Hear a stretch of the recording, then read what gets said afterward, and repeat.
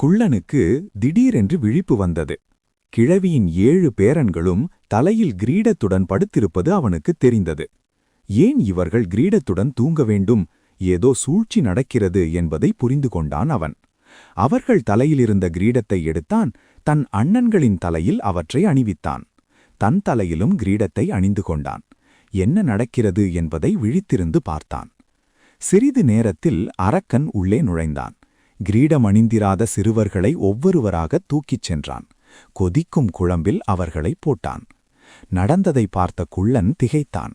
தன் அண்ணன்களை மெதுவாக எழுப்பிய அவன், அரக்கனின் வீட்டில் சிக்கிக் கொண்டோம், உடனே தப்பிச் செல்ல வேண்டும், இல்லாவிட்டால் நம்மை கொன்று விடுவார்கள் என்றான். இதைக் கேட்டு எல்லோரும் பயந்தனர். அங்கிருந்து ஓட்டம் பிடித்தனர்.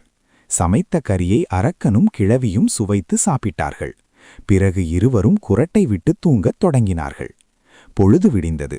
அரக்கனை எழுப்பினாள் கிழவி. என் பேரன்களை அழைத்து வா, அவர்களும் மகிழ்ச்சியாக சாப்பிடட்டும் என்றாள். அறைக்குள் நுழைந்த அவன், அம்மா, இங்கு யாருமே இல்லையே என்று அலறினான்.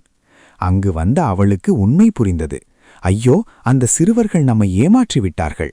நம் குழந்தைகளைக் கொன்று நாமே தின்றிருக்கிறோம் என்று வாயிலும் வயிற்றிலும் அடித்துக்கொண்டு அழுதாள். கொதிக்கும் குழம்பில் என் குழந்தைகளையா போட்டேன்? அவர்களையா சாப்பிட்டேன்? என்ன கொடுமை இது! இனி நான் என்ன செய்வேன் என்று சுவரில் மோதிக்கொண்டு அழுதான் அவன். இருவரும் நீண்ட நேரம் அழுதார்கள். ஒருவாறு மனம் தேறிய அரக்கன், என் குழந்தைகளைக் கொன்றவர்கள் அந்த சிறுவர்கள்தான். என்னிடமிருந்து அவர்கள் தப்ப முடியாது. எங்கு இருந்தாலும் அவர்களை தேடிக் கண்டுபிடிப்பேன், கொன்று தின்று பழி தீர்ப்பேன் என்று கோபத்தில் பற்களை நரநரவென்று கடித்தான். என் மந்திரச் செருப்பை கொண்டு வா என்று கத்தினான் அவன். கிழவியும் செருப்பை கொண்டு வந்தாள்.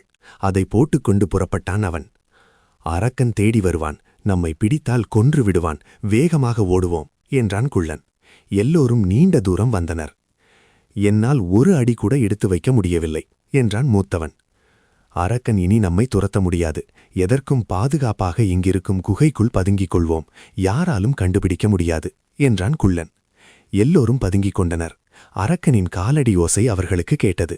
எல்லோரும் நடுங்கினார்கள். அங்கு வந்த அரக்கன் எல்லா திசைகளிலும் பார்த்தான். அவர்கள் பதுங்கியிருப்பது அவன் கண்களுக்கு தெரியவில்லை. ஏ மந்திரச் செருப்பே, இங்குதான் அவர்கள் இருப்பார்கள் என்று என்னை அழைத்து வந்தாயே, இங்கு அவர்களை காணோமே, நீயும் என்னை ஏமாற்றுகிறாயா என்று சொல்லிவிட்டு அங்கேயே படுத்தான். களைப்படைந்த அவன் குரட்டை விட்டு தூங்கத் தொடங்கினான். இதை பார்த்த குள்ளன், அரக்கன் தூங்குகிறான், அவ்வளவு சீக்கிரம் எழுந்திருக்க மாட்டான். நீங்கள் சத்தம் போடாமல் இங்கேயே இருங்கள். மந்திரச் செருப்பை அணிந்து நான் அரக்கன் வீட்டிற்குச் செல்கிறேன். அங்கிருந்து ஏராளமான பொருள் கொண்டு வருகிறேன். பிறகு நாம் அனைவரும் நம் வீட்டிற்குச் செல்வோம் என்றான். எல்லோரும், எங்களை காப்பாற்ற வேண்டியது உன் பொறுப்பு, நீ என்ன நினைக்கிறாயோ அப்படியே செய் என்றார்கள். வெளியே வந்தான் கொள்ளன். அரக்கனின் காலில் இருந்த செருப்பை கழற்றினான். அவற்றை தன் காலில் அணிந்து கொண்டான்.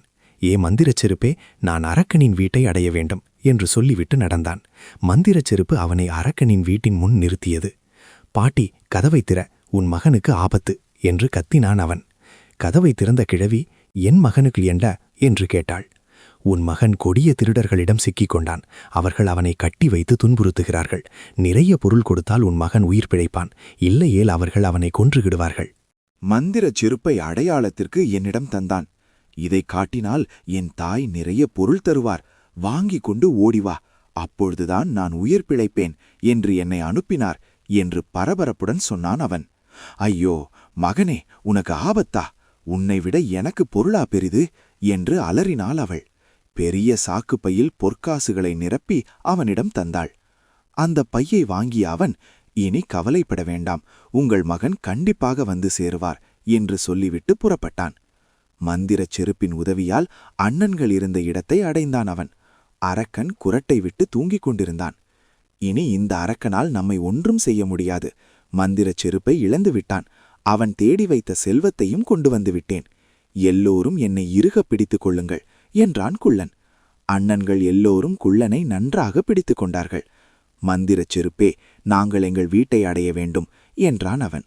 சிறிது நேரத்தில் எல்லோரும் வீட்டை அடைந்தார்கள். அவர்கள் தந்தையும் தாயும், மகன்களே, காட்டில் என்ன பாடுபடுகிறீர்களோ, வறுமையினால்தான் இந்த கொடுமையை செய்துவிட்டோம் என்று அழுது புலம்பிக் கொண்டிருந்தார்கள். கதவு தட்டும் ஓசை கேட்டு அவர்கள் கதவை திறந்தார்கள். 7 மகன்களும் நிற்பதைக் கண்டு அவர்களை கட்டித் தழுவிக் கொண்டார்கள். அம்மா, இனி நமக்கு வறுமையே இல்லை. பல தலைமுறைக்கு தேவையான பொற்காசுகளுடன் வந்திருக்கிறோம் என்றான் குள்ளன்.